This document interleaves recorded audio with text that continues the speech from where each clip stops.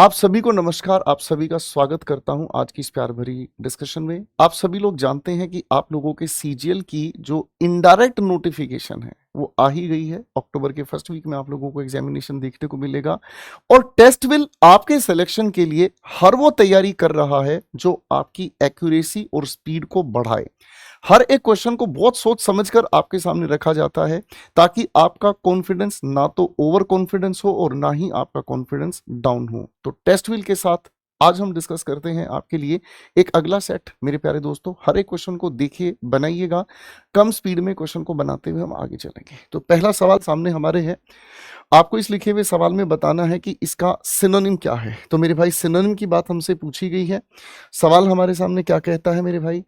The ministers equi vocal response. Equi vocal का मतलब हमें क्या समझ आता है? इक्वी वोकल, इक्वी का मतलब होता है बराबर और वोकल का मतलब वीओसी का मतलब होता है बोलना। यानी कि जब एक ही बात को दो तरीके से बोला जा सकता है, बताया जा सकता है, वो इक्वी वोकल हो गया। यानी कि उसके अंदर एम्बिग्विटी आ जाती है। तो यहाँ आपके लिए जो करेक्ट आंसर बन जाता है वो एम्बिगुअस बन जाता है। यही इसके लिए बेहतर आंसर है। बाकी सभी शब्दों की जिक्र आपको आंसर की में मिल जाती है। नेक्स्ट क्वेश्चन हमारे सामने है। Throw a spanner in the works. Spanner को किसी भी चलते काम के बीच में फेंकना। तो इसका मतलब क्या हुआ? जब काम चल रहा है तो स्पैनर, स्पैनर एक औजार होता है मेरे नन्हे भाई। अगर स्पैनर को चलते काम के बीच में, तो इसका मतलब मरम्मत लाने के लिए, चीज को खराब करने के लिए। तो एग्जैक्टली यहां आपको एक ऐसा ऑप्शन चाहिए जो ये बताने की कोशिश करता है कि एक बाधा उत्पन्न या कोई ऐसा काम कर देना जिससे चलता काम रुक जाए और डिले की तरफ वो चला जाए। सेकंड ऑप्शन इसके लिए बेहतरीन था। नेक्स्ट क्वेश्चन हमारे सामने आता है। What does the phrase to beard the lion in his den. Den वो स्थान होता है जहां कोई भी, डेन वो स्थान होता है जहां कोई भी लॉयन रहता है। तो लॉयन इसी डेन में रहता है और उसी की जाकर दाढ़ी वहां पर आप बनाएंगे। तो इसका मतलब क्या हुआ? किसी ताकतवर इंसान के सामने खड़े होकर अपने आप को और ज्यादा हिम्मतवार दिखाना। तो मेरे नन्हे भाई, इस चीज के लिए हमें क्या करना होगा? इस चीज के लिए हमारे पास एक ही आंसर हो गया कि किसी ताकतवर इंसान के इलाके में घुसकर उसको चैलेंज करना। कुल मिला के अगर आप ये कहेंगे तो धुरंधर बन जाना। आप हमजा अंसारी की बात कर रहे हैं। ठीक है दोस्त, बढ़िया सवाल हमारे सामने आ गया है। नेक्स्ट क्वेश्चन हमारे सामने है। आपको बताना है एंटोनिम पार्जिमोनियस का। हजारों बार ये पेपर में सवाल पूछा जा चुका है। एंटोनिम आपको बताना है पार्जिमोनियस का। पार्जिमोनियस का मतलब हमें क्या समझ आता है? जो अपने मनी को पर्स में ही रखता है। तो जो अपने पर्स में ही मनी को रखता है वो पैसे को खर्चता ही नहीं, बहुत कंजूस हो जाता है। तो कंजूस के एंटोनिम की तरफ अगर हम जाएंगे तो एक्स्ट्रावेगेंट इसके लिए सटीक बन जाता है, जो खुल के खर्च करने की काम करता है। क्वेश्चन 5 की तरफ हम चलते हैं। आपके सामने 4 विकल्प हैं। चारों स्पेलिंग्स बिल्कुल अलग हैं। चारों की चारों स्पेलिंग्स में आपको ये देखना कौन सी स्पेलिंग यहां पर मिस्टेक है। Take your time. ठीक है जी। अब अगर हम यहां पर समझने की कोशिश करते हैं तो ये है हमारे सामने परसेवरेंस। परसेवरेंस का मतलब लगातार परिश्रम करना, किसी काम को दृढ़ता से करना। ट्रेचरस का मतलब होता है छल कपट, ये भी सही है बाबू, ये भी सही है। एडवर्सिटी का मतलब होता है विपरीत समय, कठिन समय, एक ऐसा समय जिसमें आपकी परीक्षा होती है, विपत्ति जिसे आप कहते हैं। तो एक ही वर्ड यहाँ गलत लिखा है, उसे हम इंक्लीमेंट कहते हैं। अब इंक्लीमेंट की स्पेलिंग में यहाँ पर हमें ई चाहिए बस। तो इंक्लीमेंट का मतलब हमें क्या समझ आता है?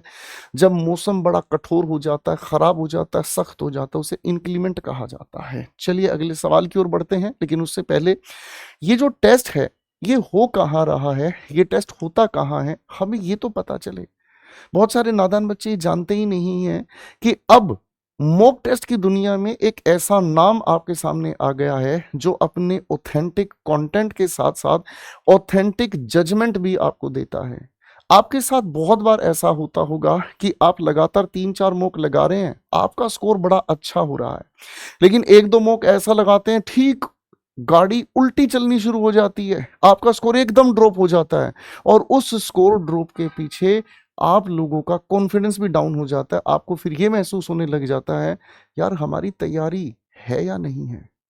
और ये जो आपका नुकसान है, इस नुकसान की वजह से आप रियल लाइफ एग्जामिनेशन में भी ठीक से परफॉर्म नहीं कर पाते। तो मेरे प्यारे दोस्त, टेस्ट विल एक ऑथेंटिक, काफी समय से जिसके पीछे रिसर्च की गई, टीचर्स ने भी ये समझा कि हम एक ऐसी चीज तैयार करके दे बच्चों को जिसके आधार पर स्टूडेंट्स बहुत ही अच्छे लेवल के क्वेश्चंस बना सके और उनको झूठा कॉन्फिडेंस नहीं, 100% जेन्युइन कॉन्फिडेंस हो, जो उन्होंने पढ़ा है पेपर में आएगा। ठीक है, तो इसको डाउनलोड आपको कैसे करना है मेरे भाई, मैं समझा देता हूं। पहले आप प्ले स्टोर पर जाएंगे, डाउनलोड करेंगे, बिल्कुल ऐसे ही इसको ओपन करेंगे। ओपन करते आपको अपना रजिस्ट्रेशन बनाना है, ओटीपी आपको मिलेगा। उसके बाद आपको होम पेज पर देखने को मिलेगी इस तरीके के अलग अलग, और इसके अंदर टॉपिक बूस्टर एक कैटेगरी है, पीवाईपीज है, फुल लेंथ आपके मॉक टेस्ट है, सेक्शनल टेस्ट है, सुपर सेट है और लाइव मॉक है। इसके अंदर बहुत सारे ऐसे फीचर्स आपको देखने को मिलेंगे जो आपको धीरे धीरे धीरे धीरे और ज्यादा कॉन्फिडेंट बनाते हैं। करियर विल और टेस्ट विल दोनों की हमेशा से एक ही कोशिश रही है कि कभी भी कोई भी बच्चा ओवर कॉन्फिडेंस में ना जाए, क्योंकि ओवर कॉन्फिडेंस एक ऐसी चीज होती है जिसकी वजह से आते हुए सवाल स्टूडेंट्स गलत करते हैं। तो करियर विल और टेस्ट विल हमेशा इस बात का ध्यान रखती हैं। तो यहाँ अलग अलग कैटेगरीज आपको देखने को मिलेंगी, ऐसी ऐसी कैटेगरी जिससे आप बहुत अच्छा बूस्ट करेंगे, और हर एग्जाम की अलग अलग कैटेगरीज भी आपको मिलेंगी। इसके बाद आप कोई भी टेस्ट इसमें से ज्वाइन कर सकते हैं। आपको टेस्ट विल के अंदर बहुत कुछ देखने को मिलता है, लाइव मॉक है, फुल मॉक है, पीवाईपी है, सुपर सेट है, सेक्शनल टेस्ट है, ये बहुत सारी चीजें आपको मिलती हैं।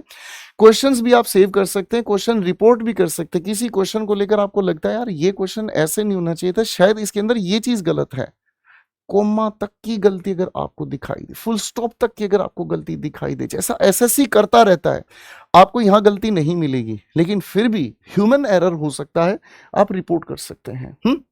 बहुत सारे और फीचर्स आपको मिलेंगे। और आप मेरे भाई जब अपनी एनालिसिस विंडो में जाएंगे तो आपको ऑल इंडिया रैंक आपको मिलेगा, आपको कट ऑफ मार्क्स मिलेंगे, आपके मार्क्स मिलेंगे, परसेंटेज क्या है, एक्यूरेसी क्या है, परसेंटाइल क्या है। परसेंटाइल और परसेंटेज में फर्क है, ये मैथ्स वाले टीचर से जरूर पूछ लीजिएगा। टेस्ट का ओवरव्यू मिलेगा, आपको स्पीड बूस्ट करने का तरीका भी पता चलेगा। सबसे अच्छी बात है स्ट्रॉन्ग और वीक एरियाज आपको पता चलेंगे। हम बहुत सारे स्टूडेंट्स को ये चीज बताते हैं कि देखो भाई आपको ऐसे एनालिसिस करना है, वैसे एनालिसिस करना है, लेकिन सबसे अच्छा एनालिसिस कौन सा है, जो स्टूडेंट खुद ब खुद करता है। जब वो क्वेश्चंस बनाता है तो उसके अंदर से आवाज आती है, अरे यार यहां मैं गलती कर रहा था, ये आपको खुद बताएगा। क्वेश्चन की preference, subject wise time distribution है, सब्जेक्ट वाइज प्रेफरेंस ग्राफ आपको मिलेगा, और हर एनालिसिस आपके सिलेक्शन की तरफ एक कदम बढ़ाएगा। और ये एक रिपोर्ट कार्ड आपके सामने है। समय बचाते हैं, अगले सवाल की तरफ बढ़ते हैं। क्वेश्चन नंबर 6 हमारे सामने है। आपके सामने पूछा गया ये सवाल है कि इसमें कौन सी वर्सिमिलिट्यूड की स्पेलिंग यहां पर फिट करी जाए। आपकी चॉइस है मेरे दोस्त, आप यहां पूरी लंबी चौड़ी कहानी को भी पढ़ सकते हैं, या फिर सीधी करेक्ट स्पेलिंग को ढूंढो और फिट कर दो। ठीक है जी। तो वर्सिमिलिट्यूड का मतलब होता है जो किसी चीज के सत्यता को बताता है। यहां रूट वाली वोकैबुलरी जो मैंने आपको वोकैबिट्स में बताई है, वर्स का मतलब होता है ट्रुथ। अब मेरे भाई वर्स की अगर हम बात करते हैं तो ये अपनी जगह गलत हुआ, ये अपनी जगह गलत हुआ, ये अपनी जगह गलत हुआ, रूट लेवल पर तीनों कट गए, आपके लिए करेक्ट आंसर आ गया। ठीक है बच्चे, आपके लिए करेक्ट आंसर आ गया। यही मजेदार बात है, इसीलिए मैं कहता हूं वोकैबिट से जिसने वोकैबुलरी समझ ली वो हर एक पेपर की वोकैबुलरी को उड़ा देगा, वरना रटे भैया रपटना तो बड़ा मुश्किल काम हो जाएगा ना। नेक्स्ट क्वेश्चन हमारे सामने, choose the correct one word substitution for this. Correct one word substitution आपको बताना है, a strong and unreasonable attachment to one's own opinions और बिलीफ, है ना, यानी कि एक बहुत सख्त और बिना किसी तर्क का अटैचमेंट एक इंसान ने अपने लिए बना लिया हो किसी चीज को लेकर, तो उसका मतलब हुआ कि किसी इंसान ने अपने वहम को कुत्ते की तरह पाल लिया। डॉगमेटिज्म इसके लिए आप सही आंसर बना देंगे, डॉगमेटिज्म आप इसके लिए सही आंसर बना देंगे, इसमें कोई चिंता की बात नहीं है मेरे भाई। करेक्ट होगा, बाकी के सभी आपको आंसर की में एक्सप्लेनेशन मिल जाएगी भाई। करेक्ट ऑप्शन आपको यहां फिट करना है मेरे भाई। सवाल है, the new irrigation technique proved remarkably blank reducing water consumption. नई इरिगेशन कोई टेक्निक है, ठीक है जी, नई इरिगेशन टेक्निक जो है वो सिद्ध हुई रिमार्केबली। कैसा, रिमार्केबली को देखकर कुछ कुछ पॉजिटिव फीलिंग आ रही है। इसने कम कर दिया है क्या चीज, वाटर कंजम्पशन कम कर दिया है, तो इसका मतलब ये बेहतर है, अच्छा है।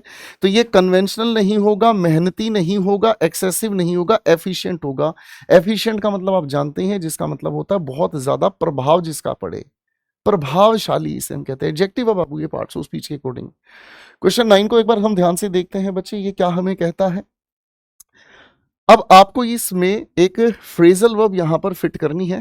After several unsuccessful attempts to repair the ageing machinery, एक ऐसी मशीनरी जो धीरे धीरे बूढ़ी हो रही थी, खराब हो रही थी, उसको रिपेयर करने के कई सारे अनसक्सेसफुल अटेम्प्ट्स के बाद फैक्ट्री इवेंचुअली डिसाइडेड, फैक्ट्री ने क्या डिसाइड किया, एक पुरानी मशीनरी है, वो पुरानी मशीनरी ठीक नहीं हो पा रही, कई सारे प्रयास उस पे करके देख लिए, अंत में क्या करेगी सर, कंपनी उसे उठा के बाहर फेंक देगी, नई मशीन लगा देगी, है ना जी। तो इसका मतलब उसे पूरी तरीके से क्या कर देना है, हटा देना है, बोलो हाँ है ना। तो ड्रॉ अप का मतलब तो तैयार करना हो गया। कम अक्रोस का मतलब होता है अचानक से कोई भी सामने आ जाए, अचानक से कोई मुलाकात हो जाए, है ना। सर ये भी गलत हो गया। ब्रिंग अबाउट का मतलब टू हैपन, तो आप कहेंगे जी फेज आउट हम इसे कह देंगे, यानी कि धीरे धीरे उसका प्रयोग कम कर देना, धीरे धीरे उसकी वैल्यू को खत्म कर देना। अगला प्रश्न आपके सामने है, आपको इसमें बताना है एरर कहां है। पहले सवाल को खुद से स्क्रीन रोक कर पढ़ के देखिएगा, आपको अच्छा लगेगा बच्चे। क्वेश्चन में कहता है द डॉक्यूमेंट्री एग्जामिन्स, डॉक्यूमेंट्री एक ऐसी मूवी होती है जिसके अंदर एक छोटी सी घटना को बहुत डिटेल में समझाया जाता है और ये रियल फैक्ट्स पर आधारित होती है। वन वर्ड सब्स्टिट्यूशन के लिए भी तैयार कर लीजिएगा। The documentary examines not only how coral leaves develop but also why do they disappear under prolonged, लंबे समय तक जो इन्वायरमेंटल स्ट्रेस होता है, इन्वायरमेंटल तनाव होता है। अब आप ये छोटी सी बात समझेंगे जी, नोट ओनली के साथ यहां पर क्वेश्चन वर्ड लिखा हुआ है, ठीक है जी। यहां इसके बाद सब्जेक्ट है, कोई दिक्कत नहीं, सब्जेक्ट के बाद यहां पर लिखी क्या है, वर्ब है। तो नोट ओनली के साथ कोरिलेटिव कंजंक्शन बट ऑल्सो की हमें जरूरत पड़ती है, बट ऑल्सो के बाद यहां पर भी क्वेश्चन वर्ड है, बात अपनी यहां पर सेटिस्फाई है। लेकिन मेरे बच्चे अगर हम किसी भी क्वेश्चन वर्ड से सवाल पूछने का काम करते हैं तो हम हेल्पिंग वर्ब सब्जेक्ट लेकर चलते हैं, यहां तो सवाल नहीं है। अगर यहां मेरे नाना बच्चे यहां पर कोई सवाल ही नहीं है, तो सवाल नहीं है तो इसको हटाकर दे के साथ आप इसे सिंपल प्रेजेंट बना दीजिए। करेक्ट हो गया जी। यहां डू लिखना अपने आप में सुपरफ्लूअस हुआ। तो यानी कि इस वाले पार्ट की अगर हम बात कर रहे हैं तो थर्ड वाले पार्ट में यहां पर गड़बड़ है जो हमें ठीक करनी चाहिए। नेक्स्ट क्वेश्चन की तरफ बढ़ते हैं। आपको बताना है इसमें ग्रामेटिकल एरर है, तो ग्रामेटिकल एरर से करेक्शन अगर हम करते हैं तो इन सेंटेंसेस में कौन सा सेंटेंस करेक्ट हो गया है। सवाल को तोड़ने के लिए ज्यादा दूर हमें जाने की आवश्यकता नहीं है, सिंस के साथ हमें एक टाइम फ्रेज दे दिया गया है ना जी, समय को बता रहा है। तो यानी कि ये परफेक्ट कॉन्टिन्यूस की तरफ जाना चाहिए। तो मेरे बच्चे परफेक्ट कॉन्टिन्यूस की तरफ अगर हम जाएंगे तो डिस्ट्रीब्यूटेड नहीं है, आर डिस्ट्रीब्यूटिंग नहीं है, हैव डिस्ट्रीब्यूटेड हमारे सामने नहीं है, तो हम क्या कहेंगे, हैव बीन डिस्ट्रीब्यूटिंग। तो करेक्ट आंसर ये हो गया। हालांकि इस आंसर को भी हम एक तरफ लेकर जा सकते हैं अगर हम परफेक्ट के जरिए किसी भी एक्शन का रिजल्ट बता रहे हैं। ज्यादा दूर नहीं जाऊंगा क्योंकि ये सारी की सारी बातें आप मेरे साथ मिलकर इंग्लिश स्पेशल बैच में एक प्रीमियम कंटेंट के साथ पढ़ते हैं, ठीक है ना जी। लेकिन यहां हम एक सॉल्यूशन को डिस्कस कर रहे हैं तो वो लंबा गाना नहीं गा पाऊंगा दोस्त, ठीक है। चलिए आगे बढ़ते हैं अगले सवाल की ओर। क्वेश्चन नंबर 12 हमारे सामने है जी। क्वेश्चन नंबर 12 हमारे सामने क्या कहता है, क्वेश्चन नंबर 12 हमारे सामने क्या कहता है भाई, आपको बताना है इस लिखे हुए सवाल का पैसिव वॉइस क्या होगा।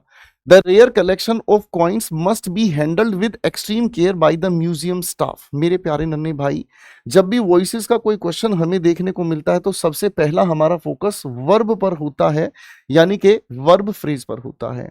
अगर आप इस लिखे हुए सवाल को ध्यान से देखेंगे तो आप सवाल के अकॉर्डिंग ये जज कीजिएगा कि यहाँ मस्ट बी हैंडल्ड एक्टिव है या पैसिव है। आप कहेंगे सर ये तो पैसिव है, तो हमें मस्ट के साथ बेस फॉर्म ऑफ वर्ब चाहिए। यहां पर मस्ट के साथ बेस फॉर्म ऑफ वर्ब नहीं है भाई, यहां पर मस्ट के साथ बेस फॉर्म ऑफ वर्ब नहीं है भाई, यहां पर हैव लगाकर मस्ट को परफेक्ट फॉर्मेट में लिया गया है। तो करेक्ट आंसर हमारे लिए बी बॉम्बे बन गया है। नेक्स्ट क्वेश्चन हमारे सामने है, क्वेश्चन 13 कह रहा है, सवाल आपको बताना है पैसिव वॉइस इस लिखे हुए सवाल का। पहले एक बार आप कोशिश कीजिए, क्वेश्चन को ध्यान से पढ़िएगा। Did the rescue team locate the missing trackers before nightfall. आप इस सवाल को अगर ध्यान से देखेंगे तो सवाल की शुरुआत में लिखी है मेरे भाई क्या चीज, did, past indefinite. Past indefinite के पैसिव में वॉज या वर की हमें जरूरत होती है शुरुआत में। करेक्ट हो गया जी। अब यहाँ ट्रैकर सब्जेक्ट है जिसके लिए वर है, ट्रैकर सब्जेक्ट है जिसके लिए वर है। अब इसके साथ सीधी थर्ड फॉर्म हमें चाहिए, बीइंग कॉन्टिन्यूस के लिए हम यूज करते हैं, तो ये भी गया। तो करेक्ट आंसर अपना डी फॉर दिल्ली बच गया। मजेदार क्वेश्चन है, आइए बच्चे, ठीक है ना। नेक्स्ट क्वेश्चन हमारे सामने आता है, आपको बताना है होमोनिम। ध्यान से देखिएगा जी, आपको होमोनिम बताना है। इसमें वर्ड हाईलाइटेड सर करना मैं भूल गया हूं, उसके लिए आपको जो टेक्स्ट व्हील पर आपको ये क्वेश्चन मिलेंगे वहां पर आपको ये आराम से देखने को मिल जाएगा। ठीक है जी। अब हमारे सामने सवाल लिखा है, the coastal village manage to weather the devastating cyclone. सवाल हमारा इसी से जुड़ा है। मैं इसको डबल बॉक्स में रखूंगा ताकि मैं आपको अपनी बात धीरे धीरे समझा सकूं। ठीक है भाई, ताकि मैं आपको अपनी बात को धीरे धीरे समझा सकूं। देखिए मेरे भाई, डबल बॉक्स मैंने यहां पर क्यों रखा है? एक तरफ आपने ऑब्जर्व किया टू, एक तरफ आपने ऑब्जर्व किया वेदर। तो आप सभी लोग ये जानते हैं टू के साथ V1 इन्फिनिटिव बनाने के लिए यूज करता है, यानी कि यहां पर ये वेदर अपने आप में इन्फिनिटिव है। सर वेदर का मतलब होता है किसी चीज को झेलना। वेदर जब एक वर्ब की तरह हम यूज करते हैं तो इसका मतलब होता है सामना करना, झेलना, किसी भी चीज को सरवाइव करना। ठीक है जी। और एक वेदर को अगर मैं नाउन की तरह लेकर चलता हूं तो इस वेदर का मतलब तो आप सभी लोग जानते हैं मौसम होता है ना जी। यानी कि नाउन अगर हमें चाहिए तो नाउन के साथ आर्टिकल या कोई भी एक डिटर्मिनर हम लोगों को लिखा चाहिए। सर यहाँ पर भी वर्ब है, यहाँ पर भी वर्ब है, ज्यादा सोचने समझने की आवश्यकता नहीं है। वुड के साथ बेस फॉर्म ऑफ वर्ब, ये भी वर्ब है। तो मेरे भाई हमारे सामने यहाँ पर जो लिखा हुआ है ना वेदर, इससे पहले ये डिटर्मिनर है, कंफर्म हो गया ये मौसम की बात कर रहा है। That's it. मीनिंग लगाने की भी जरूरत नहीं है। इसीलिए कहता हूं वोकैबुलरी समझने की चीज है। जिन बच्चों ने वोकैबुलरीज को रटा वो ज्यादा परेशान होते हैं। मेरे बच्चों, आपकी स्क्रीन पर एक कॉम्प्रीहेंशन पैसेज अब आ रहा है। पहले पैसेज को स्क्रीन रोककर आप खुद से पढ़िएगा। ठीक है, मैं हट रहा हूं, फिर मैं इसको पढ़कर सोल्व करूंगा। क्वेश्चन हमारे सामने है, मैं भी पढ़ रहा हूं। कई सेंचुरीज तक मैप्स वर रिगार्डेड, मैप्स को माना जाता था क्या? प्राइमरी। प्राइमरीली का मतलब मुख्य रूप से क्या माना जाता था? एज प्रैक्टिकल इंस्ट्रूमेंट्स, कि ये अपने आप में एक प्रैक्टिकल सोर्स है, एक हमारे पास साधन है किस चीज के लिए? For navigation. नेविगेशन का मतलब होता है जब हमें कोई एरिया, कोई जगह ढूंढनी है तो उसके लिए है। ठीक है। हेल्पिंग ट्रेवलर्स डिटरमिन, ये हेल्प करता था ट्रेवलर्स को, यानी कि जो यात्रा करते थे इधर उधर, उनको ये हेल्प करता था डिटरमिन, फिक्स करने में किस चीज को? वेयर दे वर, कहां है वो खुद कहां है और कैसे पहुंचा जा सकता है डेस्टिनेशन से। भाई इन पहली दो लाइंस, जब भी कोई कॉम्प्रीहेंशन पैसेज का क्वेश्चन आप पढ़ें तो आप सबसे पहले यही ध्यान रखें कि आप शुरुआत की 2-3 लाइन बड़े पेशेंस के साथ पढ़ें। बहुत सारे बच्चे ये सवाल मुझसे पूछते हैं कि कॉम्प्रीहेंशन को कैसे तोड़ा जाए। शुरुआत की 2-3 लाइन बहुत पेशेंस से पढ़ें, और जितना ध्यान से आप पहली 2-3 लाइन पढ़ोगे आपको थीम नहीं तो थीम का एक छोटा हिस्सा आराम से समझ आ जाएगा। फिर अपनी स्पीड आप बढ़ा सकते हैं। मैप के बारे में बताया है, मैप का क्या फंक्शन है ये हमें समझाया गया है। ठीक है ना। Yet maps have never been entirely neutral representation, yet को देखते ही इसी बात को नेगेटिव लेकर जाना चाहेगा। ये क्या कह रहा है कि मैप पूरी तरीके से न्यूट्रल रिप्रेजेंटेशंस नहीं होती है किसी भी फिजिकल स्पेस की। हर एक मैप में प्रदर्शित होती हैं choices about what deserves attention, आप क्या दिखाना चाहते हैं। देखिए दोस्तों, आप तैयारी करते हैं, आप बहुत मेहनत करते हैं, और आपकी इस मेहनत का सच में मैं दीवाना हूं। लाइब्रेरी में जब हम किसी स्टूडेंट से मिलने जाते हैं तो एक जगह बहुत बड़ा नक्शा चिपका रखा होता है, इधर एटलस पड़ी हुई है। एटलस के पन्नों को पलट के मैं देखता हूं तो मुझे भी अपना बचपन याद आता है। मैं आपके संघर्ष के साथ कनेक्ट फील करता हूं। मुझे महसूस होता है यार ये बच्चे वही मेहनत कर रहे हैं जो मैंने आज से कई साल पहले की है। तो मुझे ये महसूस होता है कि यार ये बच्चे कोई अलग नहीं है, ये बच्चे वही गोपाल वर्मा जो एक दिन सक्सेसफुल हो जाएंगे। तो एटलस जब आप खोलकर देखते हैं उसमें कहीं पर सिर्फ माउंटेन्स का डिस्क्रिप्शन होता है, कहीं पर सिर्फ और सिर्फ हीट वेव्स और कोल्ड वेव्स का अटेंशन होता है जो दिखाया जाता है। तो मैप में आप क्या दिखाना चाहते हो, हर एक मैप की अपनी एक अलग थीम होती है। गॉट इट, ये चीज यहां कहीं है। व्हाट कैन बी ओमिटेड, क्या अटेंशन की आवश्यकता, किस चीज को हटाया जा सकता है। How geographical features should be portrayed, कैसे चित्रित उनको किया जाना है। पोर्ट्रेट मींस डिस्क्राइब, चित्रित करना।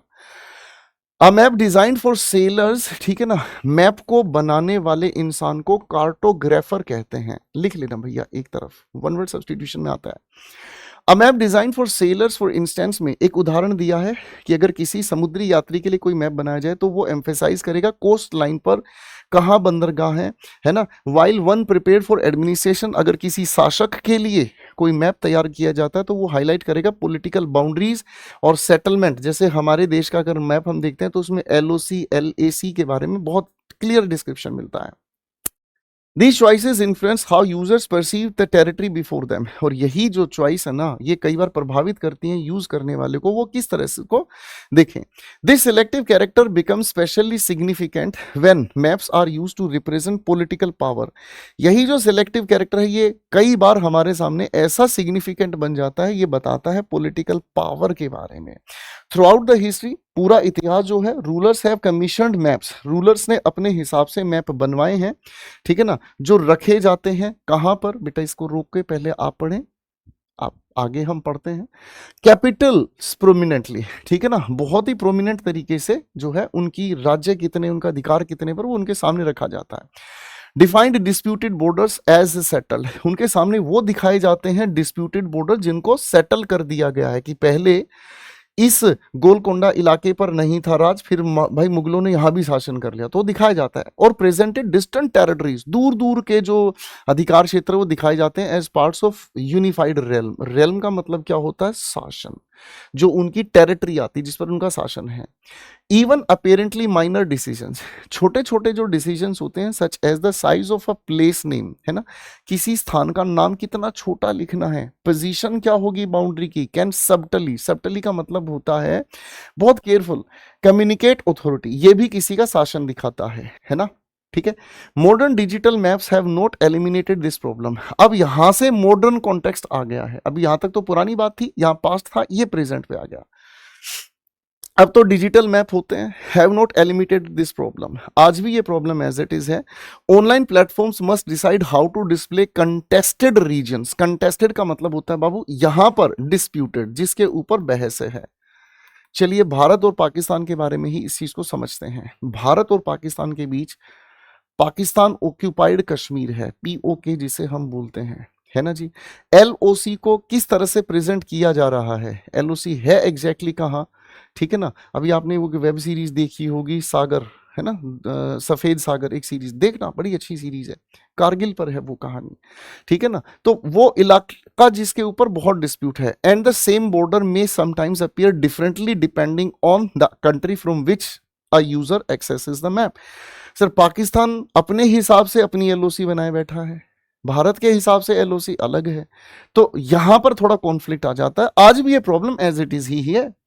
अब यहां से पढ़ना शुरू करेंगे। नन ऑफ दिस मीन्स, इससे कोई मतलब नहीं है that maps are deliberately deceptive. Deceptive का मतलब होता है छल कपट से भरे हुए। मैप जो होते हैं वो धोखे से भरे होते हैं। Rather it demonstrates that translating a complex world, एक बहुत जटिल दुनिया को एक छोटे से लिमिटेड सरफेस पर आप दिखाएंगे, inevitably requires selection and interpretation, है ना। तो मैप बनाने वाले के ऊपर ही ये चीज डिपेंड करती है, वो किस चीज को मानता है, चुनता है और उसकी व्याख्या अपने मैप से दिखाता है। Understanding maps critically therefore involves asking not only whether the geographical information is accurate but also who produce them. तो मैप को समझना जो है ना वो बहुत क्रिटिकली है, ठीक है ना। कैसे, क्योंकि इसमें शामिल होता है कि आप उससे क्या जानना चाहते हैं, कि ज्योग्राफिकल इंफॉर्मेशन आप एक्यूरेट है या नहीं है। इसी के साथ साथ आप ये भी देखना चाहते हैं कि इसको बनाया किसने है, इसको बनाया किसने है, फॉर व्हाट पर्पस, क्या पर्पस है किसी मैप को बनाने का, अकॉर्डिंग टू विच एजम्पशन, और जिसके आधार पर, जिसके जरिए एजम्पशंस तैयार होती हैं। A map can guide us through physical space while simultaneously revealing how societies organise, claim and imagine that space, ठीक है ना। वही ऊपर वाली बात रिपीट की गई है। तो चलिए मेरे भाई, सारी की सारी कहानी समझ ली है। इसी पैसेज का पहला सवाल बना के देखेंगे मेरे भाई। सवाल है, what is the central idea, theme क्या है इस पैसेज की। सेंट्रल आइडिया का मतलब थीम ही होता है बेटा। तो थीम क्या है, तो आप कहेंगे sir map mainly record geographical changes की बात करते हैं, डिजिटल मैप्स प्रोवाइड ज्यादा रिलायबल इंफॉर्मेशन है, गलत है। Political maps generally less accurate होते हैं। तो आप कहेंगे सर मैप के बारे में ही सारी कहानी बताई गई है कि मैप किस तरह से स्पेस को रिप्रेजेंट करते हैं, लोगों को प्रभावित करते हैं और हमारी विचारधारा बदलते हैं।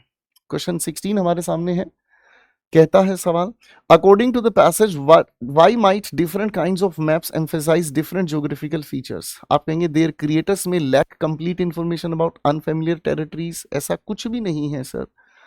There intended purpose determine which information receives greater attention, उनके ऊपर डिपेंड करता है वो क्या दिखाना चाहते हैं, किस पर ज्यादा अटेंशन वो रखना चाहते हैं। Their geographical accuracy depends mainly upon the scale, scale का कोई जिक्र पैसेज में नहीं है। They users generally prefer familiar places over less, नहीं ऐसा पैसेज में नहीं कहा गया है, यहां पर भी आपके लिए यही करेक्ट आंसर बनता है। क्वेश्चन 17 पर ट्राई करेंगे मेरे बच्चे। क्वेश्चन 17 हमें कहता है how have rulers historically used maps to communicate political power, है ना जी। तो आप कहते हैं जी सर वो किस अथॉरिटी पर शासन करते हैं, ठीक है ना, ज्योग्राफिकल डिटेल रिमूव नहीं करते हैं, अनसर्टेन पॉलिटिकल बॉर्डर को वो रिप्लेस नहीं करते, इंश्योर करते हैं डिस्टेंट टेरिटरीज, आगे क्या लिखा है, receive greater prominence than their capital, नहीं नहीं ऐसा कुछ नहीं है, ठीक है ना। यहां पर अपने जगह को छोड़कर उन जगहों का बारे में जिक्र करते जो उनके अधिकार में नहीं है, ऐसा तो पैसेज में मतलब है ही नहीं भाई।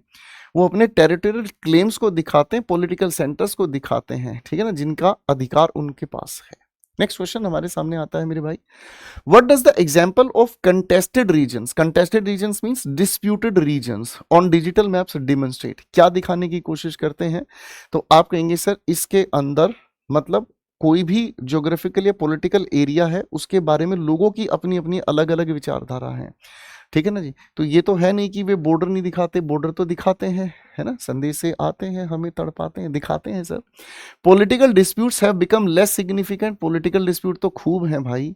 Digital platforms deliberately alter borders, change, alter का मतलब चेंज करना, ऐसा तो पैसेज में कहा नहीं, तो यहां पर ये वाली बात सही जा रही है। ये ज्योग्राफिकल स्पेस को रिप्रेजेंट करते हैं, फिर भी इसमें शामिल होते हैं पॉलिटिकल और इंटरप्रेटेटिव चॉइसेस, यानी कि एक कोई भी इंसान अपनी क्या अवधारणा उसको लेकर बनाता है। According to the author what does it mean to understand a map critically, किसी मैप को क्रिटिकली समझने का क्या तरीका है। Checking geographical accuracy while also examine its creator purpose and assumptions, बिल्कुल ठीक बात है, थीम बेस्ड क्वेश्चन ही है ये। हर एक मॉडर्न मैप को कंपेयर करना पैसेज में नहीं बताया गया है, ऑथर ने ऐसा नहीं कहा। Rejecting maps containing political boundaries, reject करने के बारे में भी कुछ नहीं कहा गया, ठीक है ना जी। कि मैप को प्रोड्यूस किया गया था यूजिंग ट्रेडिशनल या डिजिटल कार्टोग्राफिक, मैंने आपको कार्टोग्राफिक इसीलिए बताया था, अगर ऐसा शब्द आपके सामने है तो आप उसको लॉजिकली समझ पाए, ठीक है ना। तो ज्यादा बेहतर आंसर हमारा फर्स्ट ही है। चलिए अगले सवाल की ओर बढ़ते हैं। आपको यहाँ अप्रोप्रिएट सर सब्स्टिट्यूशन तैयार करना है, सब्स्टिट्यूशन के लिए इस पार्ट को आप अंडरलाइन कर लीजिएगा, ठीक है ना जी, इस पार्ट को आप अंडरलाइन कीजिएगा, ठीक है। चलिए कोशिश कीजिएगा इसके लिए क्या सब्स्टिट्यूशन यहां पर हो सकता है मेरे नन्हे बच्चों।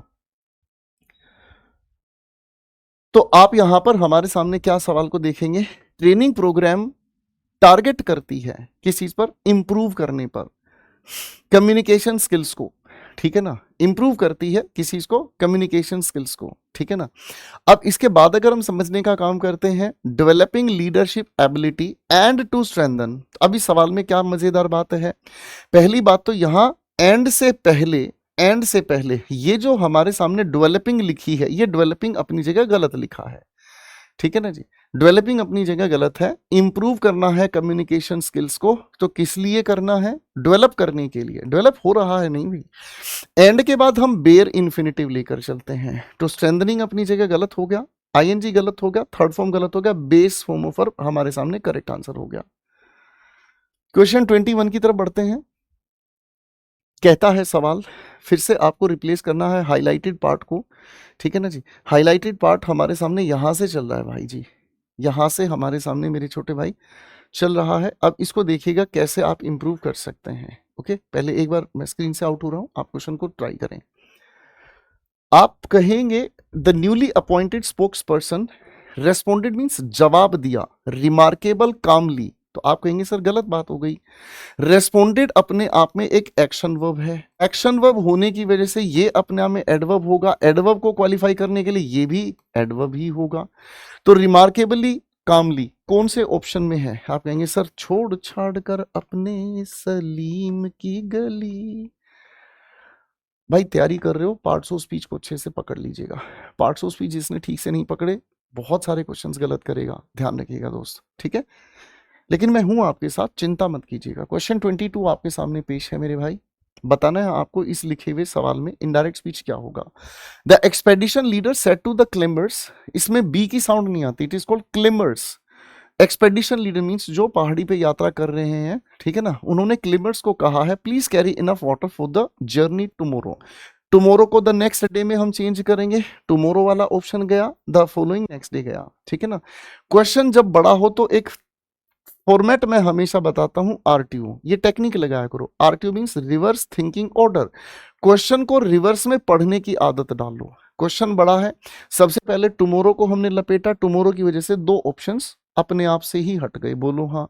अब मेरे भाई यहां लिखा है प्लीज, प्लीज की वजह से हमें रिपोर्टिंग वर्ब चाहिए कि रिक्वेस्टेड, रिक्वेस्टेड ओके हो गया, ए फॉर एप्पल बिल्कुल सेट हो गया भैया। क्वेश्चन 23 की तरफ चलते हैं मेरे बच्चे। देखो भाई, यहां फिर से आपको इनडायरेक्ट स्पीच बनाना है। The inspector said to the technician why did you disable the alarm before the maintenance work began. सवाल यहां क्या कहना चाहता है मेरे बच्चे, सवाल हमारे सामने इंटेरोगेटिव है, इंटेरोगेटिव सेंटेंस है, तो इंटेरोगेटिव सेंटेंस के अकॉर्डिंग हमें यहां पर कोई कंजंक्शन नहीं चाहिए, है ना जी। यहां हमें कोई कंजंक्शन नहीं चाहिए, वाई खुद में ही एक कंजंक्शन है। सभी ऑप्शंस में आस्क्ड लिखा है, the inspector asked the technician as it is, सभी ऑप्शंस में लिखा है।